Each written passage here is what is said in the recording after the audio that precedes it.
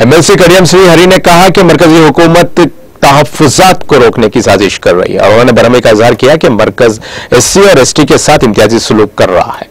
दलित दानिश्वरों और जमहूरियत पसंदों को होशियार रहना चाहिए कि वज़ीर आज़म मोदी की क़यादत में मरकज का रवैया लोगों में अदम मुसावात को बढ़ा रहा है। और एमएलसी कडियम श्री हरी ने हनुमा कुंडा में एमपी पसुनोरी दयाकर और साबिक एमपी सीताराम नायक के साथ मीडिया से बात की। इस मौके पर बोलते हुए बीजेपी जात पात के दरमियान पचर पैदा कर रही है। 1960 से 2021 तक एसटी और एससी के तहफ्फुजात में इजाफा नहीं किया गया।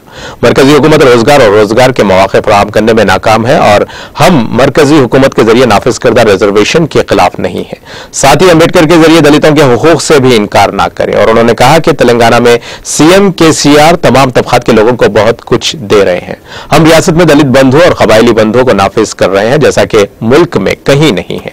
बीआरएस की जानिब से मुतालबा करता हूं कि तेलंगाना मॉडल के तौर पर मुल्क भर में दलित और कबायली बंधुओं को नाफिज किया जाए। और एमएलसी कडियम ने इस माह की 18 तारीख को खम्बा में मुनाकिद होने वाली बीआरएस की बड़ी खुली मीटिंग को कामयाब बनाने पर जोर दिया।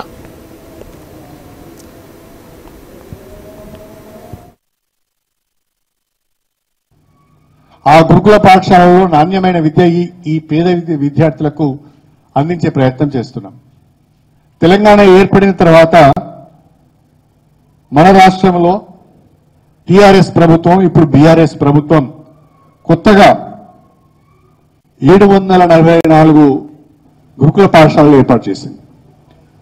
అందులో షెడ్యూల్ ట్రైబ్స్ కు 70, షెడ్యూల్ కులాలకు 104, బీసీలకు 192, మైనార్టీలకు 294, కేజీబీలు కొత్త మండలాలలో 84, మొత్తము 744 గురుకుల పాఠశాలలు అదనంగా తెలంగాణ ఏర్పడిన ఈ 8 సంవత్సరాల కాలంలో మనం ఏర్పాటు చేసుకున్నాం.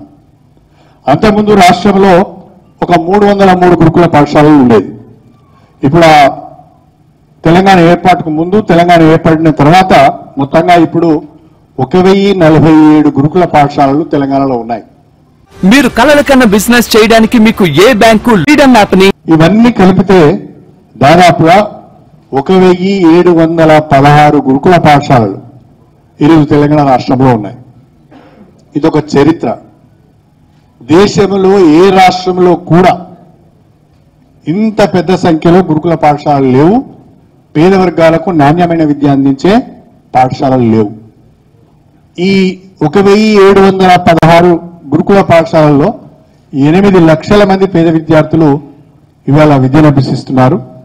ఒక్కొక్క విద్యార్థి పైన సాలీనా 1,20,000 రూపాయలను తెలంగాణ ప్రభుత్వము ఖర్చు పెడుతున్న విషయాన్ని కూడా మీ అందరి దృష్టికి తీసుకువస్తున్నారు. ఒకవైపు విద్యారంగానికి పెద్దపీట వేస్తూనే మరొక వైపు ప్రత్యేకమైన ఆర్థిక ఎకనామిక్ సపోర్ట్ స్కీమ్స్ ను కూడా తెలంగాణ అమలు చేస్తున్నాం. ఈరోజు షెడ్యూల్ కులాల కొరకు దళిత బంధు అనే ఒక అద్భుతమైన పథకాన్ని అమలు చేస్తున్నాం.